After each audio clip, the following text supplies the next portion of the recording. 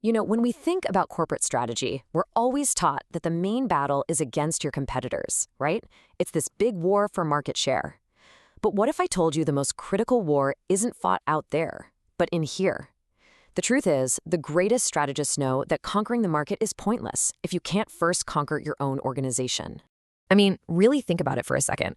You could launch the most disruptive products, you could completely dominate an industry, but if your own house is a total mess, if your teams are pulling in different directions and nothing is efficient, that victory you have on the outside is basically built on sand. It's just a fragile illusion. And that's as true for a modern tech giant as it was for a 16th century prince. So, this really forces us to see strategy as a war fought on two fronts. On one side, you've got Sun Tzu's Art of War. That's your playbook for the external market. But on the other, you have Machiavelli's The Prince. And that's the instruction manual for mastering your internal organization, for forging it into a tool of, well, ruthless efficiency. To really win, you have to be a master of both. All right, so here's our game plan. We'll start with these two fronts, then we'll really dig into the Prince's playbook. From there, we'll see it all in action with our big case study on Amazon's Day One culture. After that, we'll look at the balancing act required, and we'll wrap up with a strategic choice every leader has to make. Okay, let's start with that internal battleground. We're turning to Machiavelli, whose advice on power from the 16th century is frankly shockingly relevant for any company today trying to drive serious performance. Now, look, when people hear the name Machiavelli, their minds usually jump to cruelty, tyranny, all that stuff. But it's way more useful to see his advice as a pragmatic, if kind of cold guide to creating a stable, high-functioning organization. It's really about building a machine that can execute with precision and withstand any pressure you throw at it. So, his first principle is something he called Virtù. This has nothing to do with being virtuous in a moral sense. Nope, this is all about agency. A leader with Virtù imposes their will on the world. They don't just react, they act decisively to shape events, flat out refusing to be a passive victim of their circumstances. And this is where we get to his most famous, and let's be honest, most controversial idea. Is it better to be loved or feared? Well, Machiavelli's take is that while having both is great, fear is a far more reliable tool for a leader. Why? Because love is fickle, but fear is rooted in the very real consequences of not meeting high standards. Now, we're not talking about terror here. In a modern company, this is about creating a culture with a profound respect for discipline and a healthy fear of mediocrity. But, and this is a huge but, the risk is massive. A culture based purely on fear can absolutely lead to burnout, it can crush psychological safety, and it can drive away the exact creative talent you need to innovate. This next part is crucial. Machiavellian power isn't just about raw control. It's about making yourself indispensable. A truly powerful organization engineers a system where everyone depends on it. Your customers, your partners, even your own employees. You want to become the central node in the entire network, the piece that's just too critical to fail or to be replaced. And this perfectly highlights the two-faced nature of power. Machiavelli argued that a leader must appear merciful, faithful, and humane to the outside world, and even to their own people. But behind closed doors, they have to be willing to act with cold, hard pragmatism to keep the company stable and secure. It's this incredibly delicate dance between perception and reality. Okay, so this might all sound like some dusty old history lesson. But what happens when these exact same principles are literally coded into the DNA of one of the most powerful companies on the planet?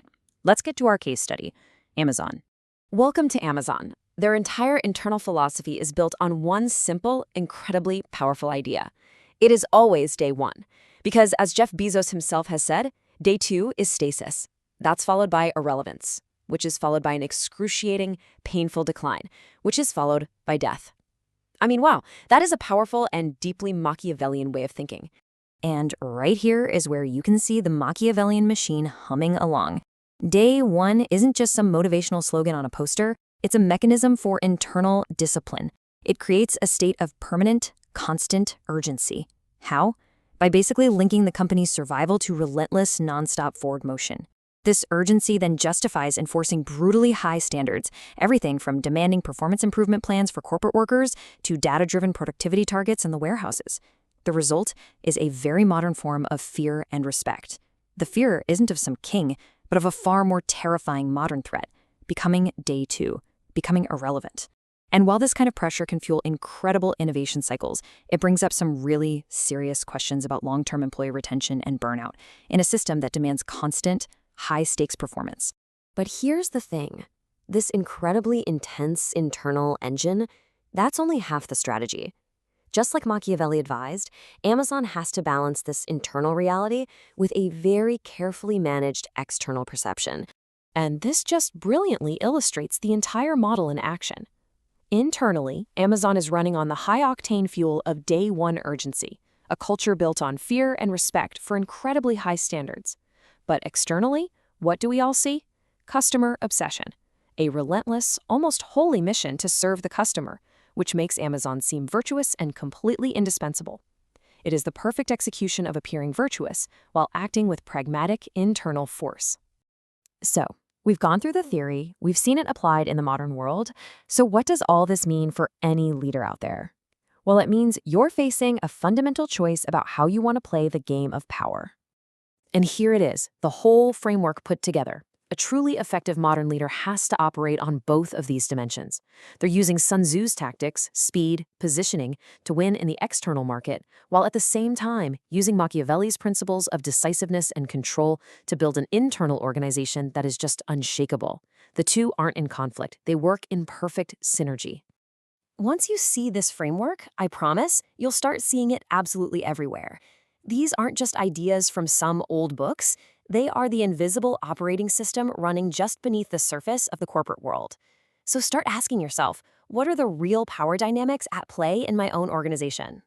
And that really brings us to the final and most crucial question. In this grand strategic game, which is defined by these ancient rules, what role are you going to play? Are you going to be a piece on the board, moved around by forces you don't even understand? Or are you going to be the hand that understands the rules and moves the pieces?